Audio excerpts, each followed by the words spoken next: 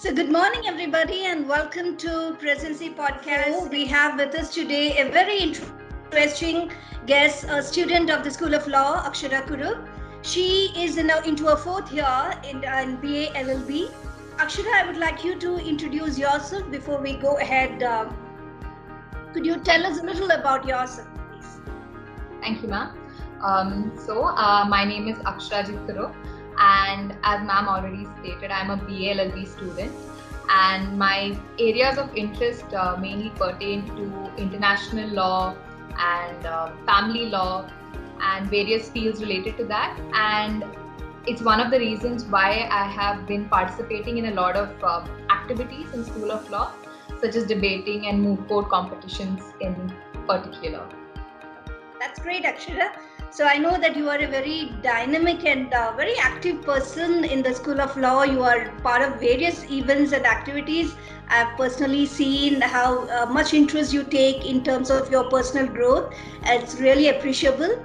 So I'd like you to talk about your experience, or as a student, as a School of Law student. I'm sure the participation in moot court is one of the key parts of the itinerary. It makes a key event out there. Now tell us a little more about it. This I ask you because I'd like to know as an outsider, right? And also if some of your juniors would like to know, how would they want to participate in moot courts? What does it give it to them? Why is it important? As a veteran in this area, I'd like you to take us through the process and tell us a little more about it. Would like to really hear that from you. Sure, ma'am. So moot court competitions, for those who are not in the legal fraternity, they are basically just mock courtroom setups, and they give students a chance to argue possible scenarios in various current affairs or current trends in the legal scenario. And it's one of the most important stepping stones, I would say, for a law student, because it not only shapes your argumentative skills, it also gives you the confidence to deal with questions that come from a left field and to think on your feet. And I feel that this will not be something that you can get from a normal theoretical process, but you really need to go into the as you need to go and apply what you've learned, and this would be one of the best ways. Okay, I'll just interrupt you here. So, from what you said, I understand that a moot court is a simulation or of a courtroom scenario, right? It's not just a debate.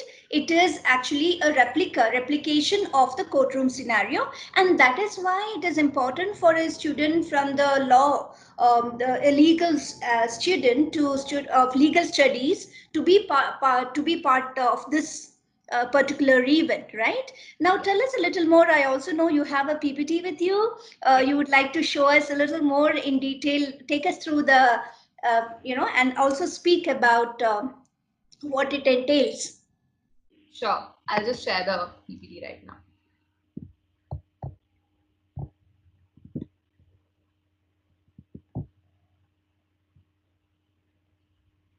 Is it visible?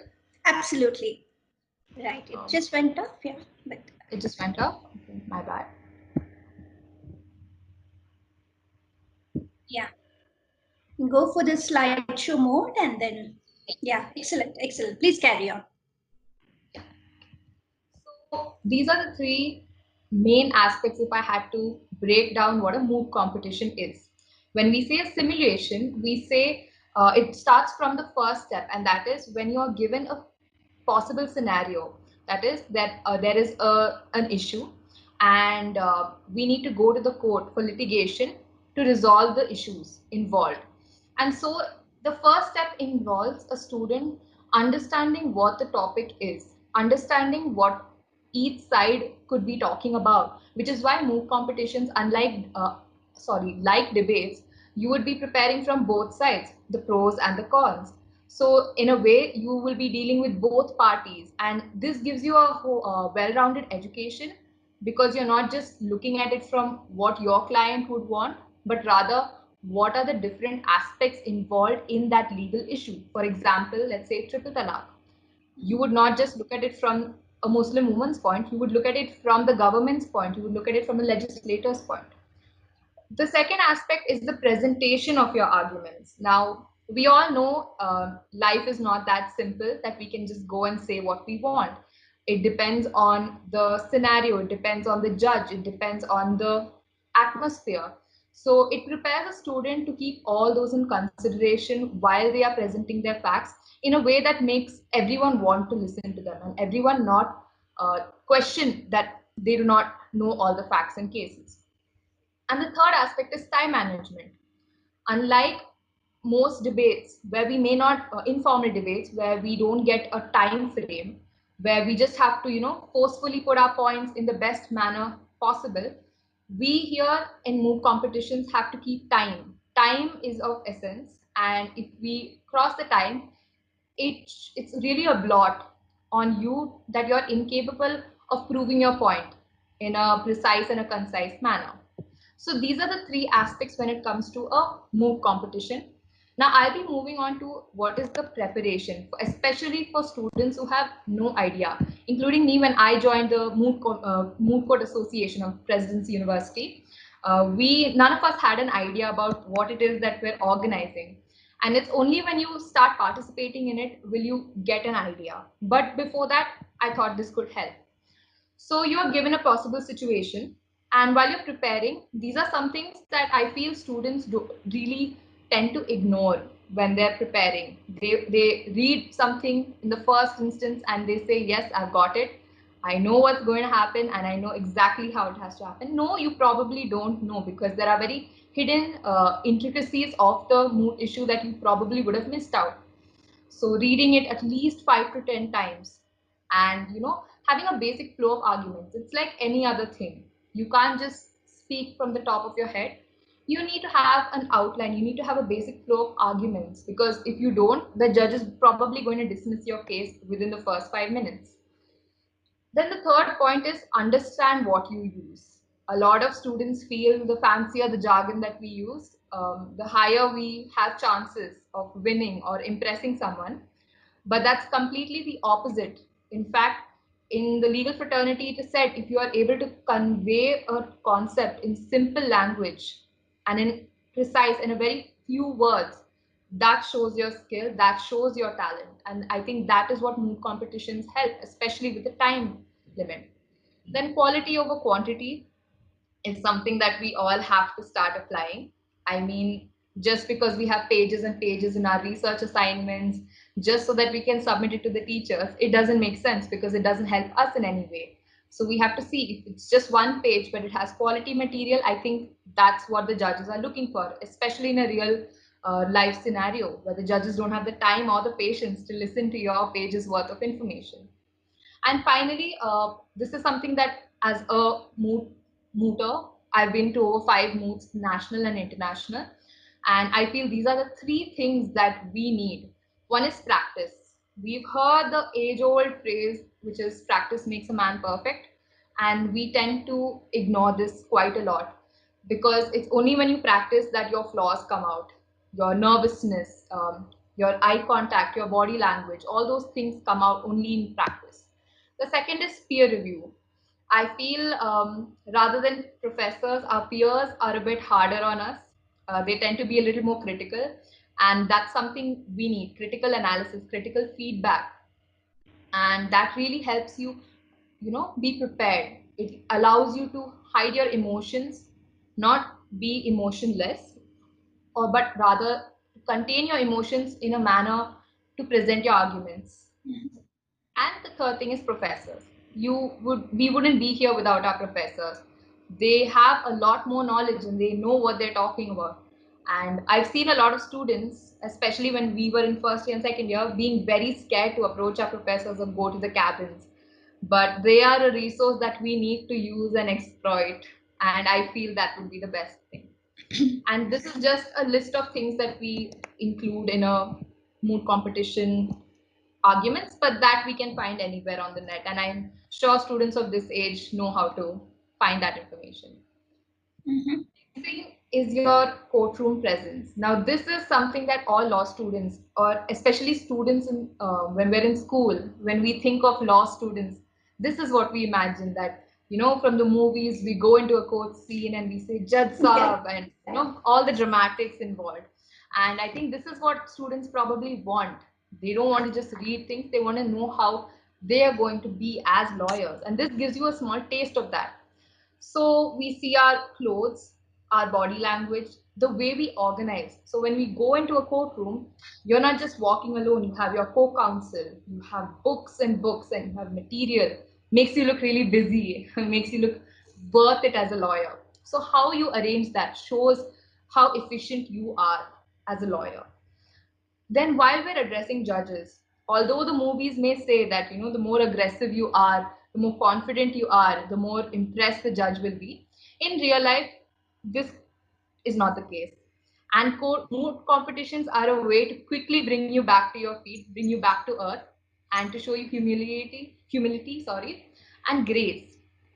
While you're addressing the judge may not accept it. The judge may be rude himself or herself, but you cannot do that. You do not have the luxury to do that. And I feel law students are a little bit more aggressive than the average student when it comes to this.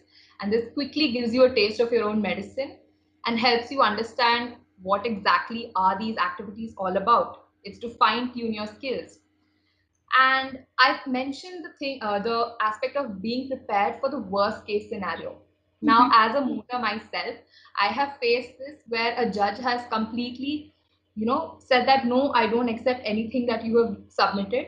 Make a new argument. I will not accept this argument.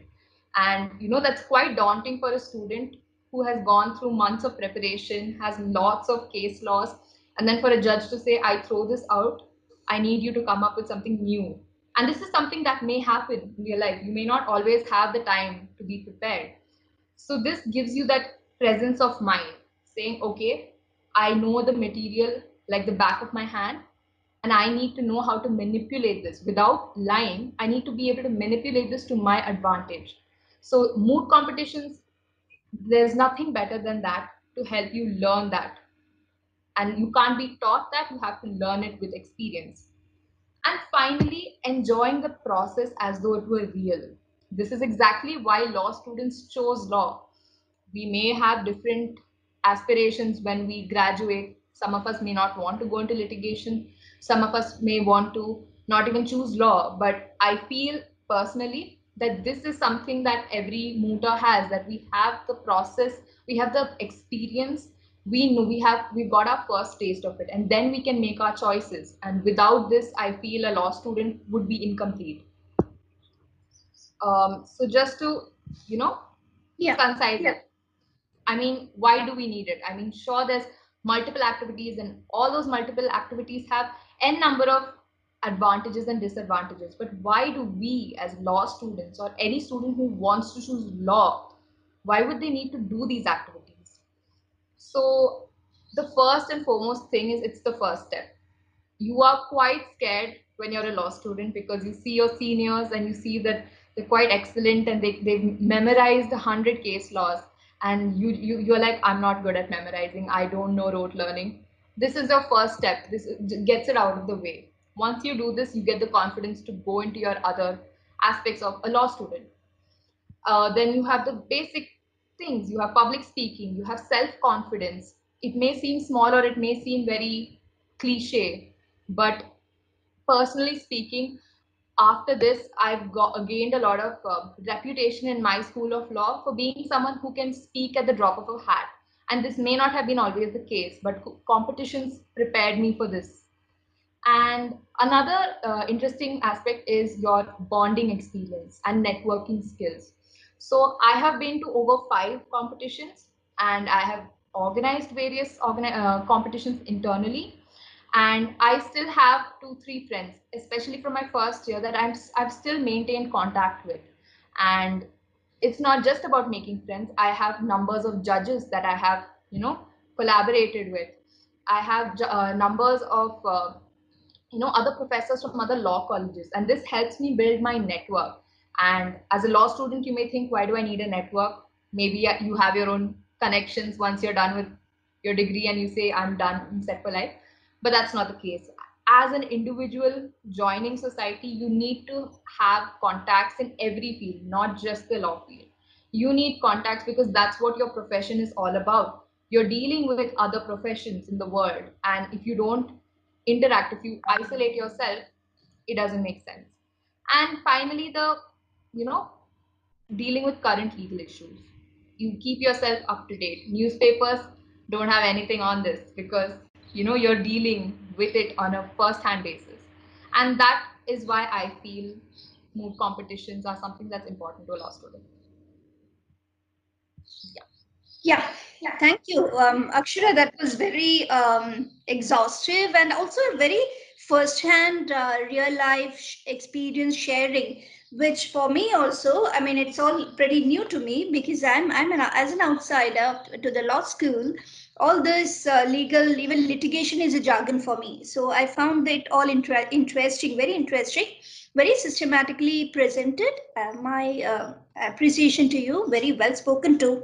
So I would like to summarize what you said like this. You stressed as a mooter, you stressed on practice. I mean, it was all P's, okay? Practice, you said preparation, you talked about the importance of peer evaluation, and you talked about reaching out to your professors, and then you talked about having the presence of mind in terms of while interacting with the judges, and finally presenting yourself, making your presence felt in the place, in the courtroom, your presence in the room, and how that has to be taken care of. So, and the significance of being a mooter to building yourself as a legal professional in terms of whether it is your networking skills, whether it is bonding, whether it is learning firsthand, and also I think it's a sounding board for you in terms of your skill set, right? So very well spoken and very well presented. Now, tell me something as a student of law. You talked about moot court experiences. What is it to be a mooter? What else do you think are the skill sets that you as a student need to build, or any student for that matter should have in your kitty, in order to enter the field as a professional with confidence, your basic confidence. So what are those skill sets, and how does a student of law look at building it right from the year one? So yeah. Sure.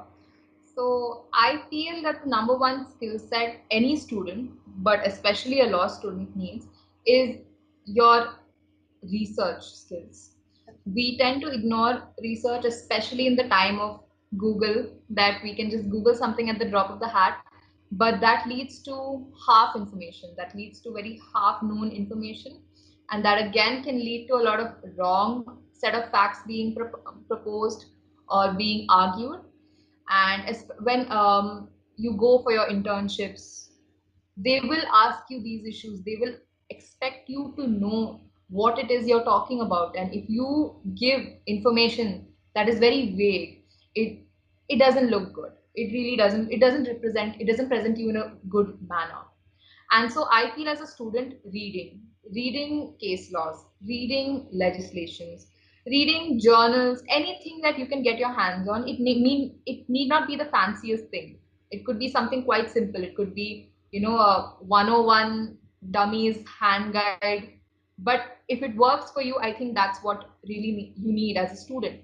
And the second thing is interaction.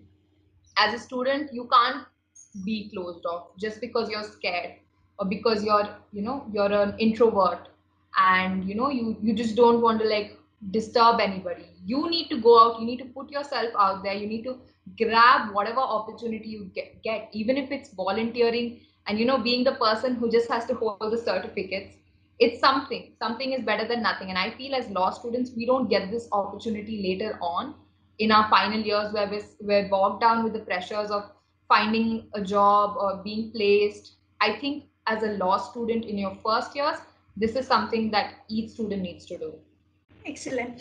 So, going out of your comfort zone and reading and doing research are the key things that you suggest. Now, I just wanted to ask you one thing. Maybe I'm wrong, but I thought there's something about teamwork also, because I've seen how your teams go out, but you didn't really touch upon that. Could you tell me about how does it work when you and Pranisha, or you team up with different people? So, how does that work? And if you can tell a little about that. Sure. So here in Presidency University, for our School of Law, we have the MCA, which is the Moot Court Association. So when they give you the notification that there is a particular moot competition, you read the set of facts, you read what it's on, and you could apply. And now I'm not in the association anymore, but when I was there, it would be a random, it could be randomly placed. 3 members for a moot competition, but there are various types of competitions. So it could be an arbitration competition, so maybe 2 people, depends on the details. And I was luckily placed with my friends, and so I knew how they worked, but that may not be always the case. So you may be placed with with people that you have never interacted with in your life, and when you're placed, you may have to give a set of you may have a challengers round, which is if there are too many people, they'll say who's the best to represent our college out in a national competition. And if you're selected and you're placed in a group of 3, you start working together. And and like you mentioned, teamwork, that cannot be ignored, because we have 2 speakers and 1 researcher, but ultimately everyone ends up researching. Everyone else puts their their efforts, their blood, sweat, and tears into making a good memorial. And people may say, I myself have said this, that oh, teamwork, it's fine, I can do it myself, I know I have talent and I have confidence. No, you don't, because you may be overconfident unknowingly, and it's your teammates that help you keep a sort of checks and balance system, and they help fill the gaps in your knowledge that you may not even be aware of. And teamwork is what is, because you're not going to work alone as a lawyer. Again, comes all back to that. You're not going to work alone. You will probably be working with a team, and if you're not cooperative, it makes no sense. Being a lone wolf has never helped anybody. So I feel competitions help in this manner. Okay, good. So I just want to ask you one last question and we'll close this. That is, if a student, even I was enamored by the presentation of the courtroom in the films, as you see in visual media. So if somebody develops a liking for this profession through that, that being your inspiration, if you're somebody in your family is not into the legal profession, if that is your source of inspiration, what would you be your, sort of take on that? What would you tell such a person who comes with that grand thought about it's as glamorous as it is shown in films? Well, I would say be a little prepared to be disillusioned, because it's not that dramatic. It may be dramatic when it comes to trial competitions, and trial competitions are basically when you deal with criminal laws, and that's when you have the dialogues and the judge sab, and you have the emotional opening statement, closing statement. So maybe that's your cup of tea. But in the real world, if you are prepared in this manner, no judge is going to tolerate your antics. They're probably going to throw you out of the court, and that's something we really don't want. And I feel it's good. I feel media, I feel films are important because it helps inspire generations of aspiring lawyers. But once you come in, like any other field, you are going to get disillusioned. But there's a different set of, fun. There's a different set of enjoyment in moot competitions in itself, because you feel like you're doing something real. You feel like you're actually a lawyer. And I think that gives you a different kick in itself. So I would feel it's a double-edged sword. Okay. Yeah, thank you so much, Akshara. It has been very, very interesting talking to you and listening to you and sharing. Quite an expert you are. I appreciate that. Right, keep up your learning. Stay safe, stay happy, and continue learning and grow as you really want to do, and as you're obviously doing. So great talking to you. Thank you so much for joining us today on Presidency Podcast. Thank you so much.